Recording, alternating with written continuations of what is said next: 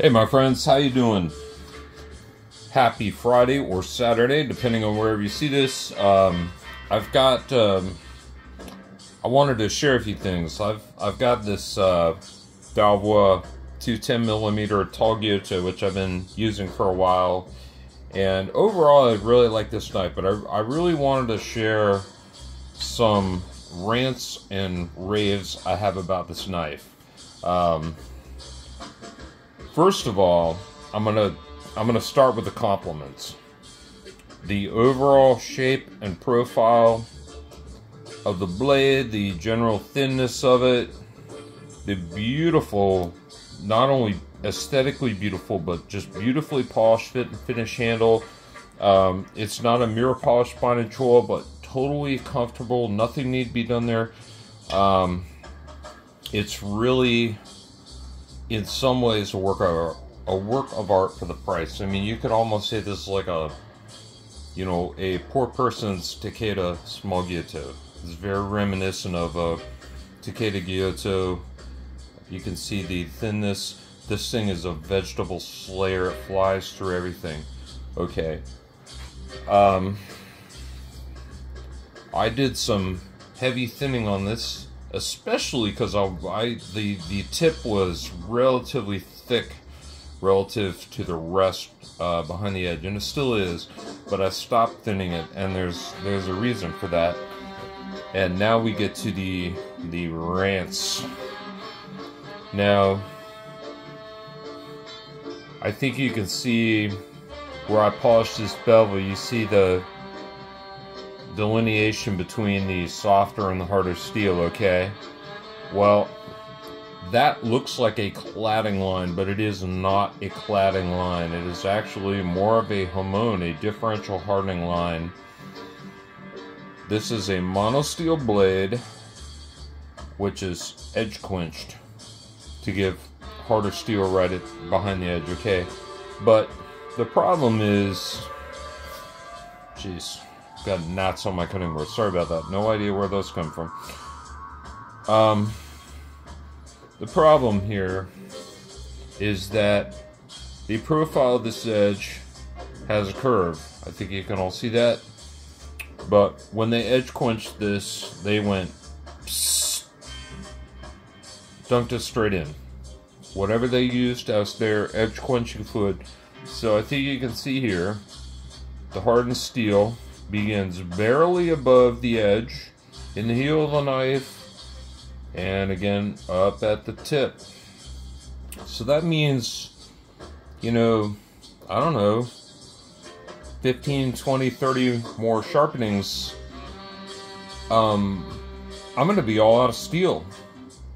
I'm gonna be all out of hard steel at the edge, in the heel and the tip, unless I just basically sharpen the hell out of the center belly of the blade and barely touch the tip and the heel to the stones. And that's honestly probably what I'm going to do, because I like this knife. This is a really fun little knife, and for the price, really for the price, and as a kind of a little project knife, it's pretty fun. It's a joy to prep food with. It really is. Now this is the version 2. This is one of the version 2 Dao Vuas, and I can't remember if this is the pipeline steel or the leaf spring steel. I honestly can't remember. But my biggest complaint about this knife is when they edge quenched this, why did they not take into account the profile of the knife and go psh, and give us like a good solid ½ inch of hardened steel behind the edge through the whole profile of the blade? And you will never notice that unless you thin and stone polish the bevel. You will never notice it, because it comes from the factory. It's all just a mirror polished or semi-mirror shiny bevel. And I think that's considering how much attention they pay to many other details on this knife, I think that's fairly inexcusable. I mean, look at this. At my tip, I've got like 3/16 of an inch of hardened steel. Right at the heel, I've got like maybe 1/8 of an inch. Here in the middle, I got plenty. So what's going to happen is, you know, over time as I sharpen this, I'm just going to hit the middle real hard and try almost not to touch the tip and the heel of the stone. Now I realize that Dao Vua, and I have a lot of great things to say about what they're doing. And I realized that they're on to version 3 now, and they've gone to a more consistent steel, and my understanding is that they're constantly trying to, you know, refine their grinds and their workmanship and all that. But I hope if they are concentrating on doing mono steel blades with edge quenching, and by the way, my slicer is exactly the same.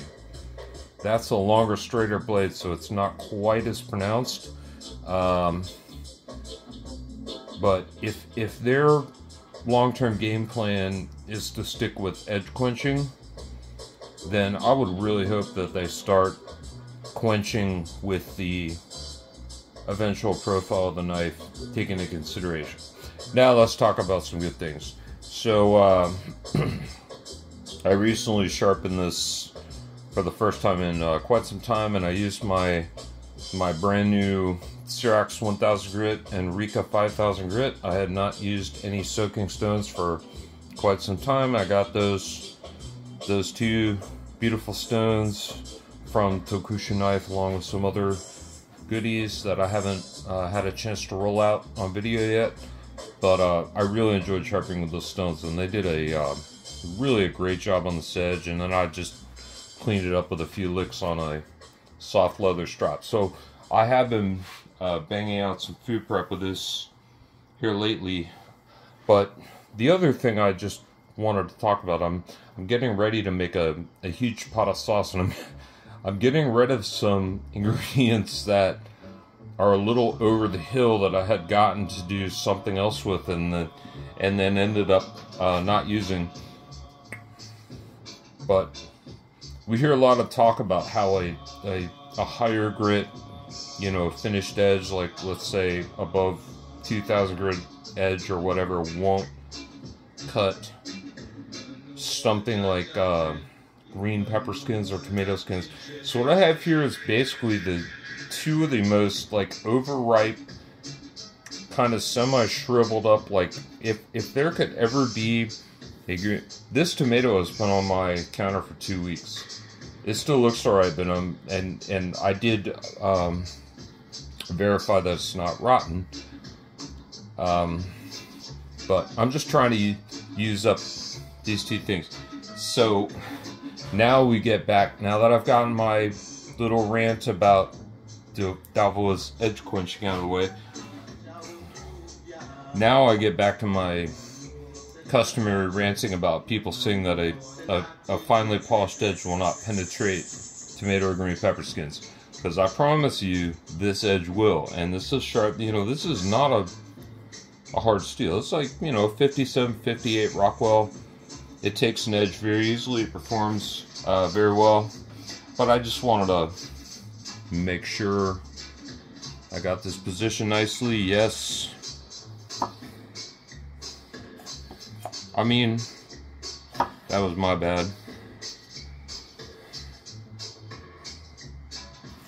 Like, exactly how well do you need your knife to penetrate like week-old, shriveled, hardened green pepper skins, right? It's pretty good. Now, I got this tomato. This, if you went in the dictionary and looked up tomato skin that would be hard to penetrate with a knife, this would probably be, this would be the one that people would say, oh, you should use a serrated knife for that. So let's just, that's pretty good. Let me see if I can do that without holding it. Of course, the NP is all, but seriously, this tomato skin is like, it's like leather. Alright, well, it's not the best. It's definitely not the best. So let's do something a little more realistic. And like I said, you know, I sharpened this not too long ago, but it wasn't like today or anything. And I'm just chunking this up. This is just going in a sauce. I don't really care to, by the time I've got it all cooked down. So with a little slicing action, it penetrates really nicely. So certainly I've had more impressive performance for you guys on tomatoes with other blades, or if you check out my YouTube, I certainly got some edges that will perform a heck of a lot better. But anyway, most of that was not to show off my sharpening skills. It was just to give an impression. And now I'm going to pan back so you can really see what I'm talking about here. So look how little tiny amount of hardened steel there is at the tip. A huge amount of probably a lifetime's worth of hardened steel here in the center of the blade, and then at the heel similarly, very lacking. So I know some of you here who deal in these and actually have, you know, interaction with the owners and the craftsmen and craftspeople at Dao Vua.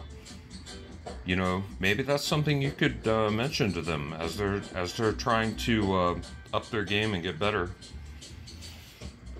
Anyway, I plan to have fun with this little knife and enjoy it as long as I can until I start running out of hardened steel. And I think for the money, you'll get a good, fairly long life out of this. But with the tiniest bit of better quenching, it could be so much more. A knife like this, it could last you a lifetime. Anyway, that's it for today. Hope you all are doing great, and catch you next time.